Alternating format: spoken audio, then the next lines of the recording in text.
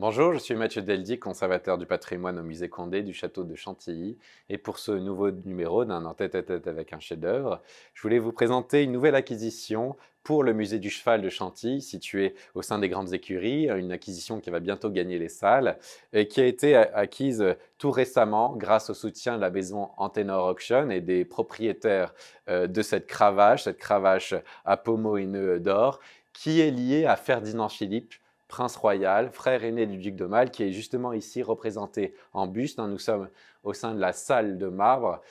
dans les appartements privés du duc d'Aumale que vous pouvez découvrir en visite guidée tous les jours ici à Chantilly. Ferdinand Philippe est très lié au monde du cheval et au monde des courses ici à Chantilly parce que dans les années 1834, il a organisé sous son patronage les premières courses ici au sein de l'hippodrome de Chantilly, ce qui va devenir l'hippodrome de Chantilly. Alors revenons dans ces années de la monarchie de Juillet, lorsque le duc d'Aumale est un tout jeune garçon, héritier des princes de Condé. Il y a un groupe de gentlemen qui, revenant d'une chasse, s'amuse à faire un pari et à arriver le plus vite possible du côté des écuries. Et il passe devant la pelouse, justement séparant les grandes écuries de la forêt. Et ils se rendent compte de l'élasticité du terrain, cette pelouse qui est comme un tapis de velours et qui se prête totalement à cet art équestre, aux courses équestres qui se sont vraiment développées justement en Angleterre, et ces gentlemen anglomanes vont développer les premières courses à Chantilly un an plus tard, donc en 1834, avec Ferdinand Philippe qui va justement patronner, encourager ces courses avec la société d'encouragement justement qui est là pour permettre de faire courir des pur-sangs, et ces pur-sangs permettront justement de régénérer les races équines françaises.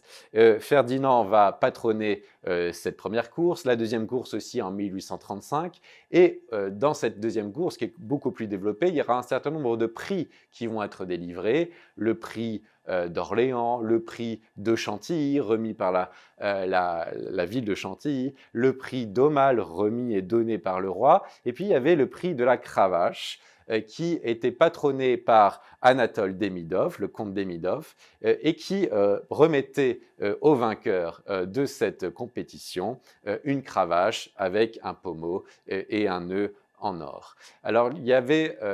plusieurs concurrents à cette course qui étaient ouvertes au pur sang français et au pur sang belge. Le ticket d'entrée était de 200 francs, ce qui était quand même une somme importante. Et il y avait deux principaux concurrents, c'était Ferdinand Philippe, qui était sur le pur sang appelé Briseler, et un comte belge, le comte Duval de Beaulieu, qui était sur un pur sang qu'on appelait Spinette. Et donc les deux concurrents ont couru, et c'est Ferdinand Philippe qui a gagné, mais ne voulant pas, parce que lui-même avait patronné cette course, ne voulant pas recevoir son propre prix en quelque sorte, il a offert au comte Duval de Beaulieu cette cravache, une cravache tout à fait particulière, donc parce que liée aux premières courses ici à Chantilly, et qui justement comporte les inscriptions de ce don,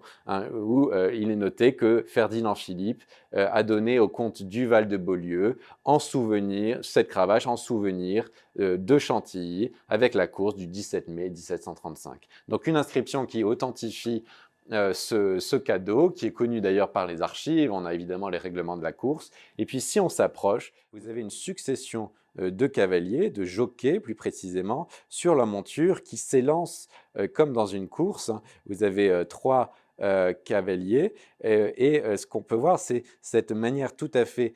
particulière de représenter le galop avec ce qu'on appelle le galop volant, donc une sorte de convention artistique, parce qu'évidemment dans la nature, les chevaux ne courent pas ainsi, ne galopent pas ainsi, avec les jambes antérieures qui sont projetées vers l'avant et les jambes postérieures qui sont projetées vers l'arrière. Donc on a l'impression que ces